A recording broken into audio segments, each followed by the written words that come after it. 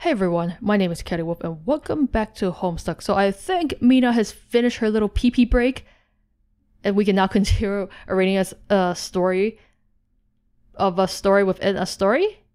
Because instead of an intermission, we're going to begin an interfission, so let's get to that. The heck? Bladder? I thought- oh. What? Am I supposed to like do something with this? Oh. Wow.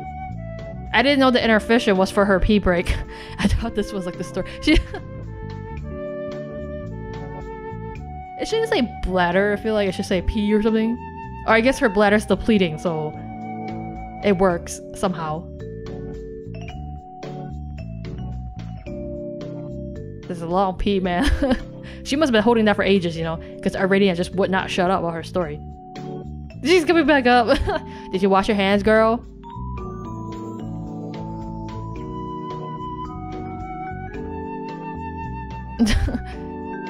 John is the only one that's being like super— what? Eye patch guy fell the fuck down. Like captor, I guess? What? So, what are we doing here? I don't know. I see. K thanks, bye. What? Hashtag K thanks, bye. What?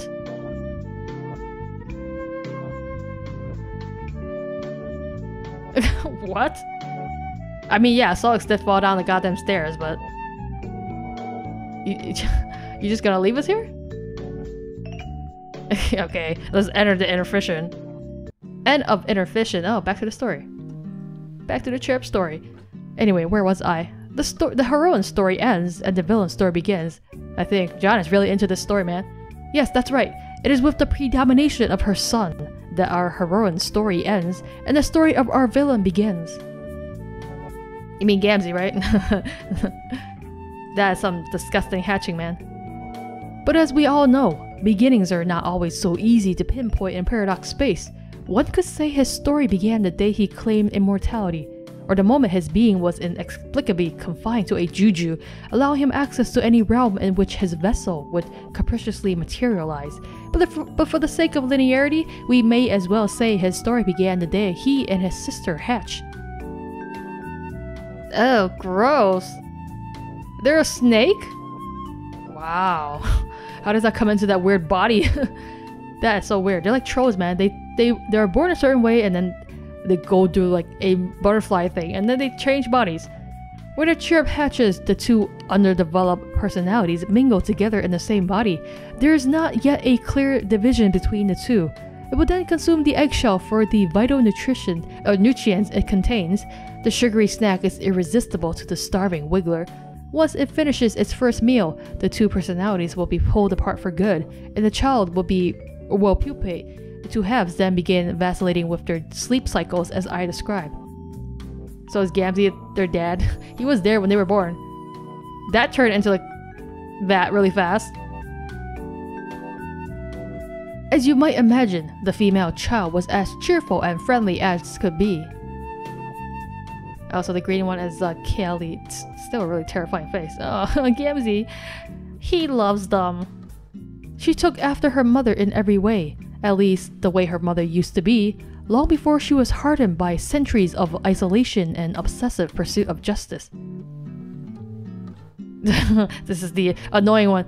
Yeah, Gamzee does not like that one. And to just as little surprise, the male child was an insufferable brat. Yes, we all know that. Oh, jeez. Wow, causing him harm even way long before he knew him.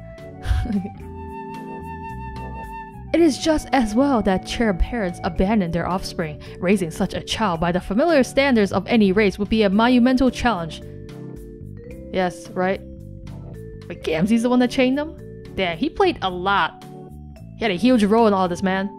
Nevertheless, it would seem there were those who tried. Details in my research suggest our villain had a number of acolytes operating in the shadows. Are you sure it wasn't just one, you know, a guy in a purple cotton costume? Operating in the shadows, preparing for his arrival. We will probably never know who these scurrilous conspirators were, but it is evident that at some point the cherub was locked in a room, either out of exasperation or for his own good, until it was old enough to enter the session. what are these candy? Fat-free candy. Jujubes. Ew, all that raw meat. The children were left with everything a young cherub could ever want. Meat, candy, computers, a lifetime supply of special stardust, and of course their precious jujus. The acolytes had clearly gone to great lengths to harvest such items from all over the cosmos so they could lavish their young masters with gifts. They may have been prisoners, yes, but if you ask me, these children were very spoiled. They sure damn were, especially that one, the one, I'm talking about. While the female was preparing for a collaborative approach to the game, the male was plotting furiously against her. He never had any intention of working with her. As far as he was concerned, the game was his, and his alone to conquer. Because he's a douche who bit off his own leg. Ugh, disgusting. One day he put his plan into motion. He had his sister's dream self assassinated on Prospect. The next time she went to sleep, she would never wake up again. When her brother woke up, he became the sole occupant of the body. He then freed himself from his chains and launched the session by himself. There's like a retelling of what happened. But this game was never meant to be played solo. Its format is inherently cooperative. The diversity of players, the combination of their efforts and aspects, this is what awakens the true creative potential of the game. Without them, a session will wither and die. If one enters alone, it completely alters the nature of the game. It changes its purpose. For a solo player, a challenging quest becomes an insurmountable one. A reward of infinite promise becomes a boon far more sinister. The gauntlet which the player must overcome is seemingly designed to be impossible. For all intents and purposes, it is not actually a game at all. It is a death sentence for any player foolish enough to accept the challenge. But it bears repeating, this was a very special cherub. And he did conquer all of it, I guess. He entered what is called a dead session. This qualifies as both a null and void session, but is even less than either of those. Compared to a typical session, it is almost unrecognizable. Before the game begins, Skya is blotted out with a dark layer of clouds. Its light is extinguished for good. There is no planet waiting for the player in the medium, so instead, he brought it with him. Land of blank and blank. It's blank. But when he arrived, there was no heroic journey for him to embark on. There was nothing. No sprite, no consorts, no underlings. The land had no name. Those things all needed to be unlocked. To unlock his true quest, he was forced to undergo a series of excruciatingly tedious trials. Only then would the way to the planet's core be revealed. There he would consult with the most monstrous denizen of all, and while such trials might discourage most players from even trying, our villain's response was quite the contrary. He was only emboldened by the mind-numbing chores. He took to them with gusto, as if performing them out of spite.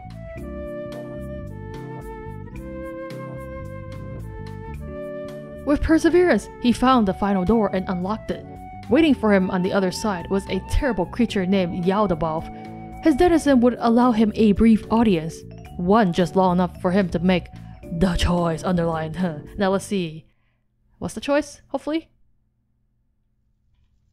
Find out what actually happened.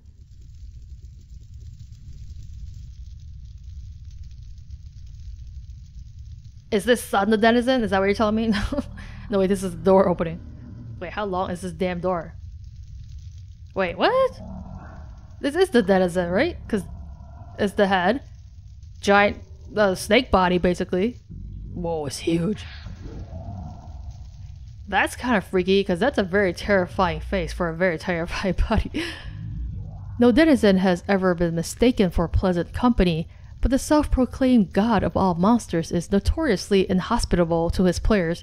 His choices are known for their wild extremes, and to this player, in this session, he offered his most extreme choice of all. It was a choice between a path of conquest and a path of sacrifice. Calibor would never sacrifice anything, but this is putting it lightly. In a tongue only his player could understand, he described what the path of the martyr entailed. In short, it involved nothing. The player chooses to walk away from the temptation of power, to surrender all ambition, and to welcome death. Yeah, Calibor would never choose that. I can't imagine him choosing that. In exchange for this pledge comes a promise. The player's sacrifice is assured to benefit all who will ever live. Yeah, I can't see him doing that either. In death, the player would later be in the position to help bring an end to a force of unfathomable evil and destruction, a force which was unleashed, for instance, by someone who once opted for the other choice. Chaoticwolph then described what it meant to choose the path of the conqueror. It was a path for a more active player, to be sure. The player's meta as a conquering force will be tested directly and repeatedly. So, I mean, surely he chose Conqueror, right? Unless they're like, you know, two versions of Caliborn. Our evil one chose this one and became Lord English, and then another good one chose the other one and, you know, set out a path to destroy him. One by one, he would have to conquer and destroy a number of planets spawned for him in the session. Each would be more difficult than the last. After destroying them all, his true land would become unlocked. He would then return to face his denizen again and defeat him in combat. If successful, his reward would be unprecedented. He would receive the boon of unconditional immortality, where resurrection would not be linked with the just or heroic nature of death. It is unclear how this boon would be rewarded or awarded, since to my knowledge it is beyond even the ability of a denizen to allow this. But through whatever mechanism the boon is bestowed, immortality is only the beginning. The player is somehow also imbued with a limitless supply of power, enough to destroy anything he wanted, for as long as he wanted. Isn't this literally like Lord English that they're talking about? And knowing the villain of our story, anything he wanted would be everything. And as long as he wanted would be for what? As long as he wanted would be forever? Yes, knowing our villain, the choice he would make is quite clear. Knowing him, in fact, proves it could hardly be considered a choice at all. So basically he accepted to be a conqueror, right? It was at this point the real game would begin. Sky will undergo a dramatic transformation, becoming even darker and heavier. And that eventually cracked, maybe? Soon it would become a very massive solid sphere. It would begin to generate heat within due to rising density. The surface would begin to crack.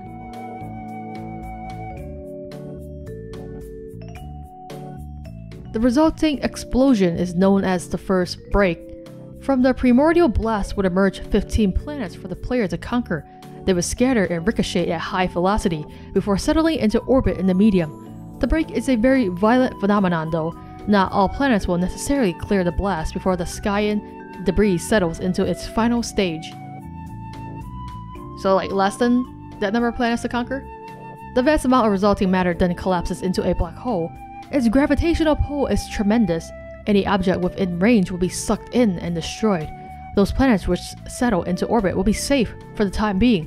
But in the case of our villain's session, 3 of the planets did not make it and fell back into the hole. This was a very lucky break for him. Yeah, it means less work. What the heck is this? It meant that he would only have to conquer 12 planets instead. Oh, like the trolls. This bit of good fortune could very well have been the difference which allowed him to overcome a nearly impossible challenge. His task was to destroy all of these planets in order, each within a time allowance that gets shorter with every planet. To destroy a planet, first it must be conquered. He would have to overcome all forces of resistance on the planet, and ultimately defeat whatever powerful underlying ruled there. Then, much like he did to unlock the quest in the first place, he would have to travel to the planet's core. There he would retrieve a bomb and return to the surface. If he did not accomplish this in time, the bomb would detonate in the core, and the game would be lost automatically. The bomb is not powerful enough to destroy the planet alone. In fact, its purpose is not to damage the planet at all, but to move it. Move it to what? So he must bring it to a designated location on the surface. When it explodes, the planet will be knocked out of orbit and sucked into the hole. Of course, he must make sure he has moved on to the next planet before this happens. A lot of damn work, that's for sure. He repeats this process for each planet until they are all gone. There is one caveat though. He must skip the 8th planet. Oh, then come back to it in the end? If he sinks that one before any of the others, it will result in the destruction of the entire session. Thus, it must be the final planet he conquers. land of and Upon destroying the 8th planet, his true land will reveal itself. The dead planet will come to life, and there he must prepare for battle with his denizen. He may sharpen his combat skills, craft new weaponry, anything he can do to improve his chances against a very powerful endgame foe. Fortunately for him, he would not have to face the monster alone. By then, he will have accumulated a party of loyal minions. I see. What's happening already, so... With each planet he destroys, he will be awarded a new Leprechaun follower. Even if a planet was destroyed in a break, he will still be awarded that planet's Leprechaun upon destroying the planet preceding it. Sort of like a 2-for-1 deal. Wait, Leprechauns? Yes, John. I'm delighted to see you have pounced on what is clearly the most interesting part of the story thus far. Leprechauns are a fascinating mythical race, although there is some dispute among scholars as to whether they are actually a breed of gnome. I can't say I blame you for being speechless. There are no doubt hundreds of questions swirling in your head at once about these wonderful creatures. Where do I even begin? You must forgive me. I find it very difficult to resist going on at length about them. You mean about everything, right? I just think they are so great. For instance, I can and have given lectures for weeks at a time on their marvelous and widely varying magical abilities. More intriguing yet would be any medium to long-form hearing on the topic of their culture and customs, most of which revolve around luck. But most captivating of all, and the subject upon which I will now assiduously expound, will be the positively scintillating subject of Leprechaun romance. I don't need that. No, okay, troll romance was complicated enough already. I don't need this. I really don't. Let's move on, please. Mina, can you come interrupt this? I don't want to go through this. The problem is that when the subject of Leprechaun romance is broached, our overly obsessive troll intellects instantly assume that the most ingratiating posture of admiration imaginable, which makes it hard to give it a proper academic focus, I mean, because of how great it is, but we will do our best to understand regardless. Trolls have only 4 forms of romance, and though we consider it a complicated subject, spanning a wide range of emotions, social conventions, and implications for reproduction, it is ultimately a superficial slice of what leprechauns consider the full body of romantic experience. Our concept of romance, in spite of its capacity to fill our art and literature and to rule our individual destinies like little else, is still just that. A single quaternary concept, a concept usually denoted by 4 symbols, a heart, a spade, diamond, and a club.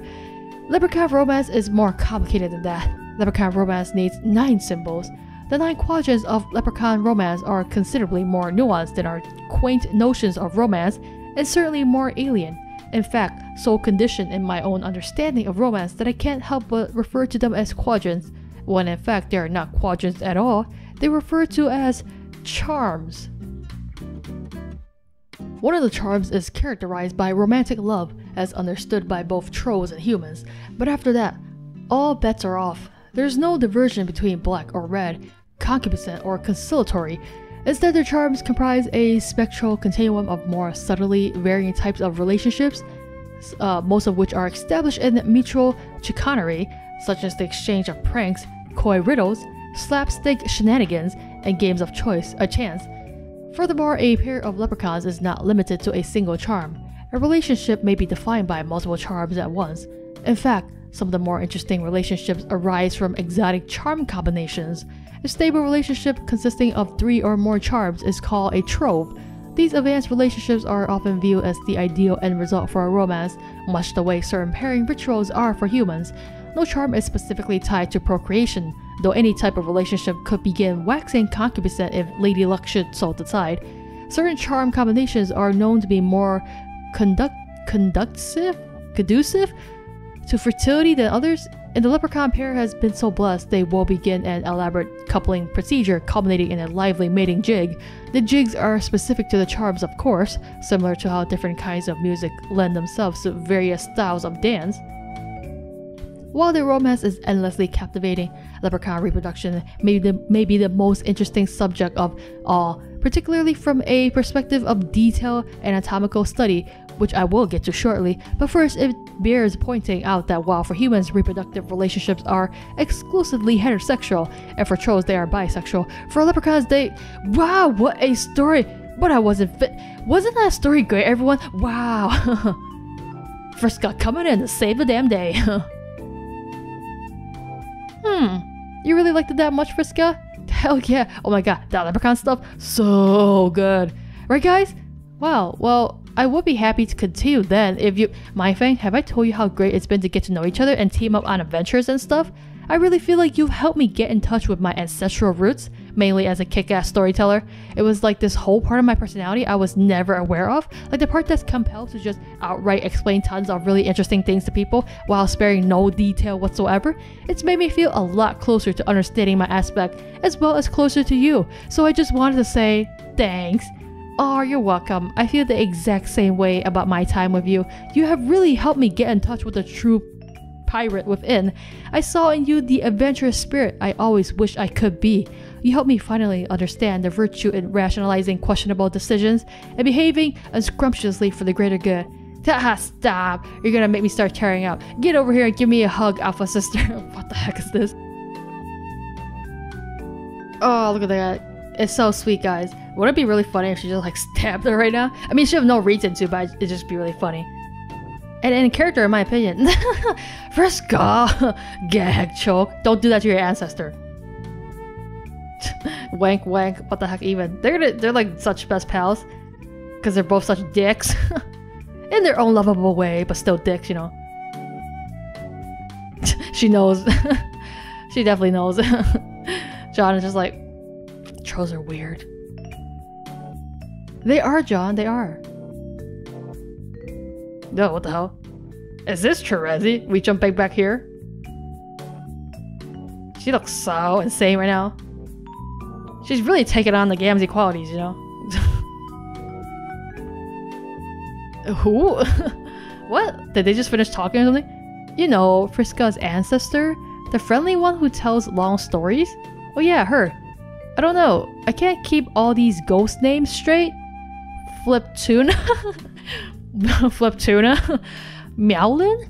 Wasn't there a Carlos? There was not a Carlos. Who the hell is Carlos? You mean Kronos, right? Fuck it, they were all named Carlos as far as I'm concerned. Wait, except Mina. She was alright. A little forward, but whatever. This isn't the point. All I remember about my interactions with the circuit girl was getting cornered into these ludicrous monologues that wrecking my brain for excuses to get the hell out of there. Yeah, well, I was a little more tactful than you and actually listened and let her talk me into something I shouldn't have. And so she was just like, poof, and suddenly your eyes were better? What? Oh, you can see now? Yes. What is she, some kind of magic fairy? Yes, that's kind of literally what she is.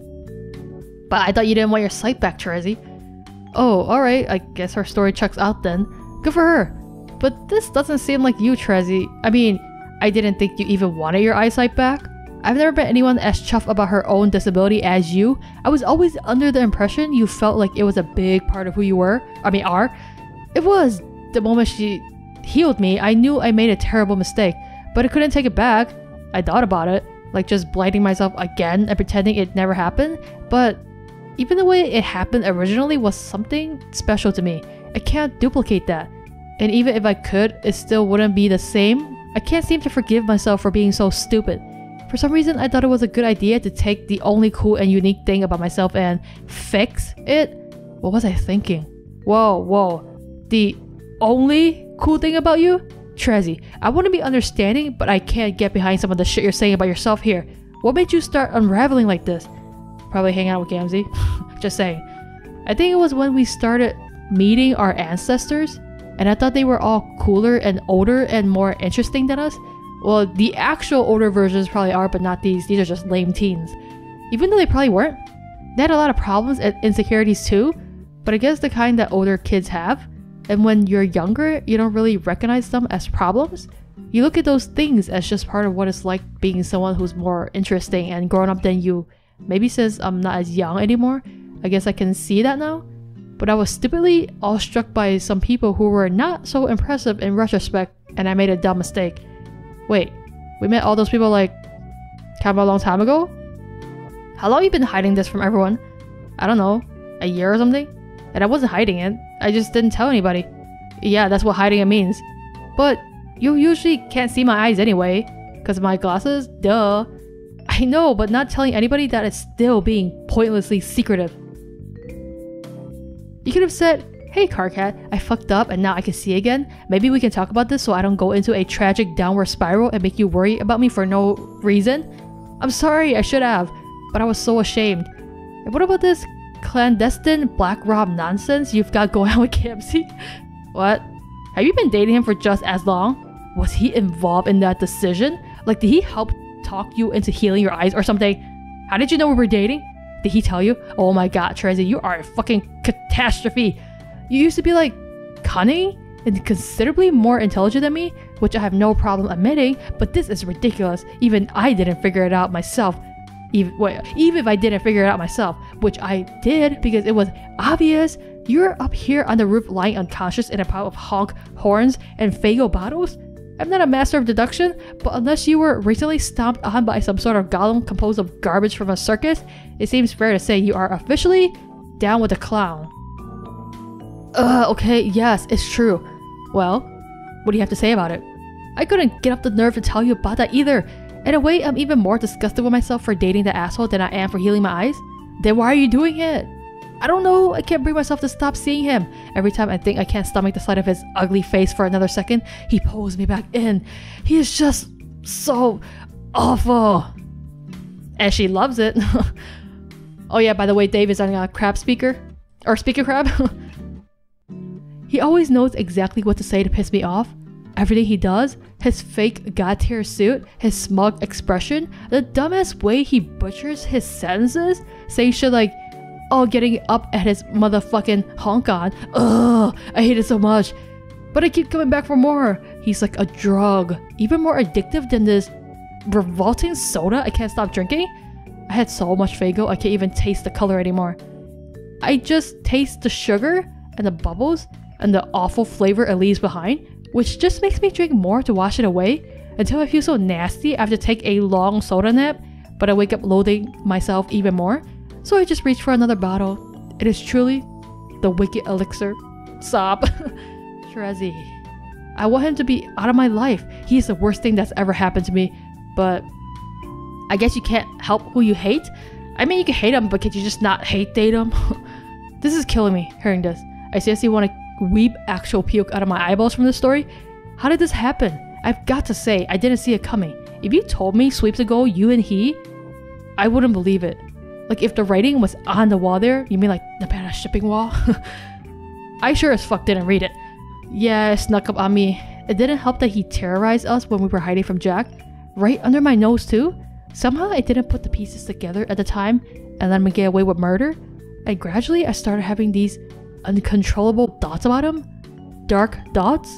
And when I would catch a whiff of him in the corridors, like he was taunting me, that just fanned the flames. Then we started talking shit with each other more and more, and he was so much nastier than he ever used to be. Way more than any of our friends ever were. One time he started mocking my blindness, which never bothered me when anyone else did it, but somehow the stuff he said, I let it get under my skin. And combined with meeting a lot of new people I felt like I couldn't live up to, that's when I started reconsidering Arania's offer. I knew it. I knew he must have had something to do with that decision, that slimy bastard. This is mostly my fault. I wasn't vigilant enough with him, and I let our moral allegiance break down. If I kept a closer eye on him, maybe he wouldn't have lured you into his spinning tent of shit. No, you shouldn't feel like... Or maybe it's Kanaya's fault? No, Karka's just going off. She's always been a really good auspicious. Maybe she could have prevented this if she wasn't so preoccupied herself. No wait, it's actually my fault again. If I had been on the ball and auspicized between her and Rose, she would have had the time to auspicize between you and Gamzee. Or maybe you could have just did it. I'm just saying, you know. Damn it, I always say I know so much about romance, yet I routinely underestimate its complexity. So only figure out what to do after it's way too late. God, I'm so stupid. Ugh, shut up. It's no one's fault but mine. I'm the one who has to deal with it. Yeah, okay. For what it's worth, he'll probably just break it off and leave you once we get to the new session. All his loyalties and priorities are totally warped now. I'm not sure what he really cares about anymore, but it sure isn't any of us. You think he will leave me? Trezzy, you should just leave him now, okay? He's real freaky. Yeah, I do. Stop. Whoa, what? Isn't that what you want? No! I'd be devastated if he just suddenly ditched me like that. Okay, help me out. You're confusing me here. I feel pathetic. And I guess a sick and terrible part of me doesn't want him to go. But if he does, I want it to be because I tell him it's over. That's what I'm saying. Go tell him it's over. Wow. Alright. I guess that makes sense. Sorry. I'm just trying to be supportive here. But I'm not always sure what the right thing to say is. I'm doing my fucking best. This is complicated for me too. You're both my friends. I know. I appreciate your intentions, Carcat. Maybe it would be better if you weren't sitting up there in that backwards chair while you talk to me. Why? What? Why? Yeah, dude, you should probably ditch the chair. What the fuck is wrong with my chair? Well, probably because you're looking down at her. Or at least sit on it front ways. Or offer her another chair. I don't know, it's kind of a dumb affectation in this context. No, look, it's casual and relaxed.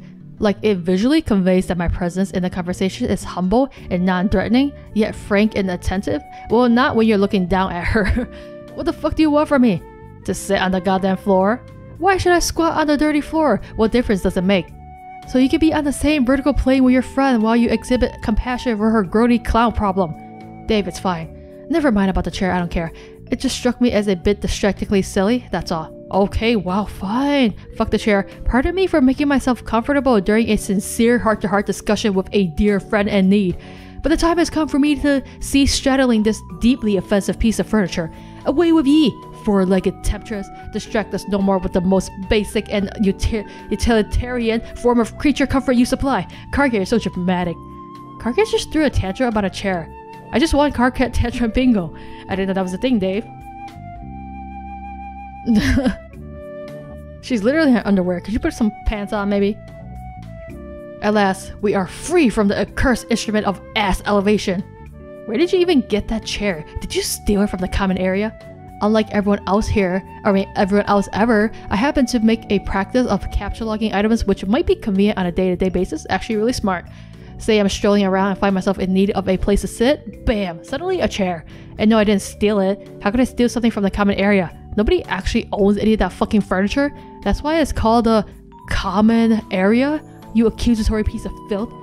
Sounds like communism. Are you a communist or something? Actually, that makes perfect sense, but with your sickle and all. What are you talking about? Wait, John has a hammer. Oh shit, it's all adding up. When we arrive, are you going to team up with John and seize the means of production?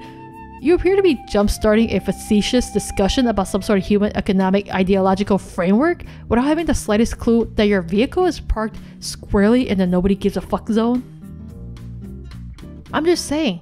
First chairs? What next? See, I am all about private property and pocketing dough. Dave's all about that capitalism. Do you have any idea how rich I am? I am a man of means, motherfucker. What is your point? Just don't come after my boonies, dude. Or should I say, Carcat Marks. You are being serious now. These are not the words of a serious person. I was having a serious discussion, like a big-time adult, with my good friend Trezzy. Your callous and nonsensical remarks are derailing us from the delicate subject at hand.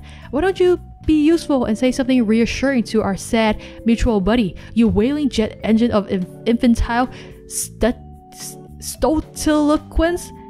Man, they're getting really fancy with these insults. I don't have much to say about this. I've kind of got to recuse myself on the matter. I'm all kinds of on record as being squeaked out by the idea of hate-lationships, so I get no point of reference for gauging when one is fucked up the way that's normal for trolls, or is fucked up because it's actually fucked up and terrible. This is like some ex-alien boyfriend prime directive shit. I can't intervene because I don't know what I'm talking about. But you do, so I guess keep going? You were saying some pretty good stuff before I started writing your joke about chairs. I almost said stairs. Them damn stairs. Ugh, Trezzy, do you see? Do you see what I have to deal with?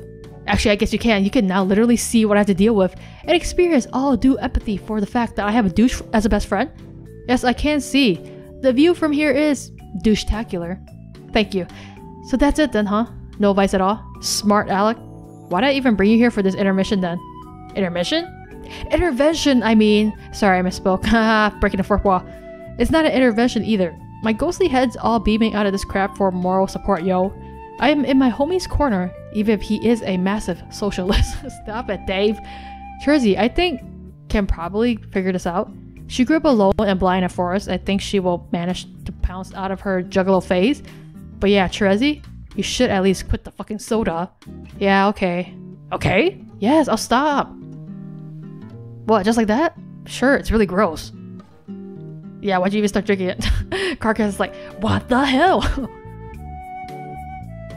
I think we are missing the point here. This isn't just about an unhealthy obsession with a foul soft drink. It's about how you feel about yourself.